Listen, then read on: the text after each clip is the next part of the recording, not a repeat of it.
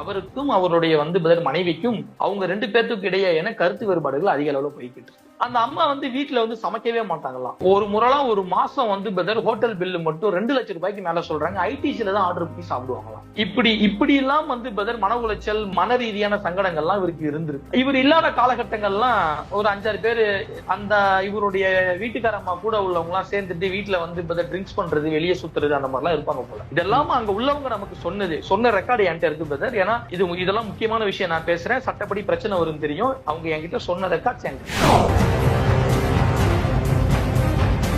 இப்படி இருக்கும் பொழுது ஒரு முறை அவர் என்ன பண்றாருன்னா, ஒரு கான்சர்ட்டுக்கு போயிட்டு வீட்டுல 45 லட்சம் ரூபாய் பணத்தை கொண்டுட்டு தன்னுடைய வீட்டுல உள்ள பீரோலயே எங்கேயோ வைக்கிறார். வச்சுட்டு இவர் போயிட்டு பிரதர் இது ரொம்ப டயர்டா இருக்குங்கிறதுனால இவர் என்ன பண்றாருன்னா ரெஸ்ட் எடுக்க போயிருக்காரு. இவர் நல்லா தூங்கி எழுந்து ரெஃப்ரெஷ் ஆயிட்டு பார்க்கும்பொழுது அந்த பணம் அங்க இல்ல. மாறாக ஒரு பெரிய ஆணி கம்பியை வளைச்சு சிலுவை மாதிரி அங்க வச்சிருக்காங்க. இது இவர் எங்கன்னு சொல்லி சண்டை போட்டு கேட்டதுக்கு, பிரச்சனை பண்ணதுக்கு, அந்த வீட்டுல இருந்தது இவருடைய வீட்டுக்காரம்மா.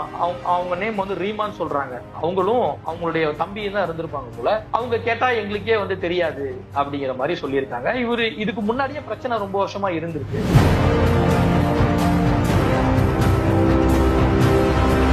சண்டை போகும்பொழுது இவர் என்ன பண்ணிடுறாருன்னா, பேசி பார்த்து இந்த பிரச்சனை ஒரு கட்டுப்பாட்டுக்கு வராததுனால அந்த சபையில உள்ள முக்கியமான ஆட்கள் எல்லாம் கூப்பிட்டு, நான் லீகலா டிவோர்ஸ்க்கு போறேன், என்னால தாங்க முடியல, எனக்கு டெய்லி ஏதாவது ஒரு விதத்துல பிரச்சனையா இருக்கு, மன உளைச்சலா இருக்கு, சங்கடமா இருக்கு, என்னால இதை ஏத்துக்க முடியல. இன்னைக்கு இந்த பணம் நான் தான் வச்ச பணம், நான் தூங்கி எந்திரிச்சு பக்கம் பணத்தை காணா நான் என்னங்க செய்வேன்? இந்த மாதிரி மாசம் இத்தனை பில்லு வருது, அந்த பில்லு வருது, இப்படியே பண்ணிக்கிட்டு இருந்தா நான் எப்படிங்க குடும்பம் நடத்துறது?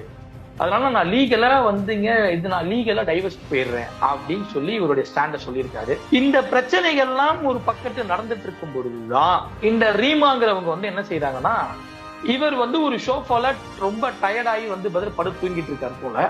அப்ப இவர் ஒரு பெண்ணை 4 வயசுல இருந்து ஒரு பெண்ணை தத்தெடுத்து வளர்த்துட்டு வர. அதாவது தத்தெடுத்துனா அந்த பொண்ணுக்கு அப்பா அம்மா எல்லாம் இருக்காங்க, அவங்க ரொம்ப ஏழ்மையான நிலைமையில இருக்காங்க. இவர் இந்த மாதிரி வளர்க்கிற பல பசங்கள்ல அந்த பொண்ணு ஒரு பொண்ணு.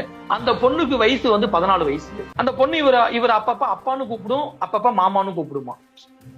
அது சின்ன குழந்தை பதர், அப்பப்பா அப்பாங்குமா, அப்பப்பா மாமாங்குமா. அந்த குழந்தை இவங்க வீட்டுல ரூம்ல படுத்து தூங்கிட்டு இருந்திருக்கு. இவர் ஷோஃபாட்ட படுத்து தூங்கிட்டு இருந்திருக்காரு.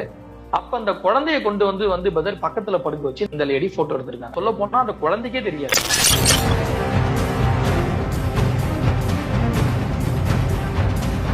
அந்த சர்ச்சில் உள்ள முக்கியமான ஆட்கள், அங்க இருக்கக்கூடிய முக்கியமா, அதாவது பிரதர் இவங்களுடைய சொந்தக்காரங்க எல்லாம் அந்த பொண்ணுங்களை வச்சு விசாரிக்கிறாங்க. என்னதாமா நடந்துச்சு, ஜான் அந்த மாதிரி பண்ணாரா சொல்லுன்னு கேக்குறாங்க. மாமா அந்த மாதிரி பண்ணவே இல்ல, மாமா அந்த மாதிரி எங்கள்கிட்ட நடந்து இப்படி ஒரு விஷயமே இல்ல, நீங்க ஏன் அப்படிலாம், ஆமா அந்த குழந்தைங்க இப்படி ஒரு விஷயமே இல்ல, நீங்க ஏன் இப்படிலாம் பேசுறீங்க அப்படின்னு ரொம்ப ஆச்சரியம். இது போன மாசம். இப்ப நான் சொல்ற விஷயம் போன மாசம் அப்படின்னு சொல்லிட்டு அவங்க சொல்றாங்க, இப்படி ஒரு விஷயமே இல்ல, நீங்க என்ன இப்படிலாம் பேசுறீங்க, அப்படிலாம் கிடையாது, எங்களுக்கு ரொம்ப மாறியா இருக்கு அப்படின்னு அந்த குழந்தைங்க எல்லாத்துக்கு முன்னாடியும் சொல்லியிருக்காங்க. அந்த 14 வயசு பொண்ணுடைய அப்பா அம்மா, எங்க பிள்ளைய வளர்த்ததே அவருதாங்க, நாங்க இவ்வளவு தூரம் வந்திருக்கோம்னா அவருதான் காரணம், நாங்க எப்படிங்க அதை சொல்லுவோம், எங்களுக்கே சங்கடமா இருக்குங்க அப்படின்னு அவங்க சொல்லிட்டு போயிருக்காங்க. இதெல்லாம் கடந்து இப்ப அந்த 17 வயசு பெண்ணு மட்டும்தான் ஸ்டேட்மெண்ட் கொடுத்திருக்காங்க. 14 வயசு பெண்ணு ஸ்டேட்மெண்ட் கொடுக்கல.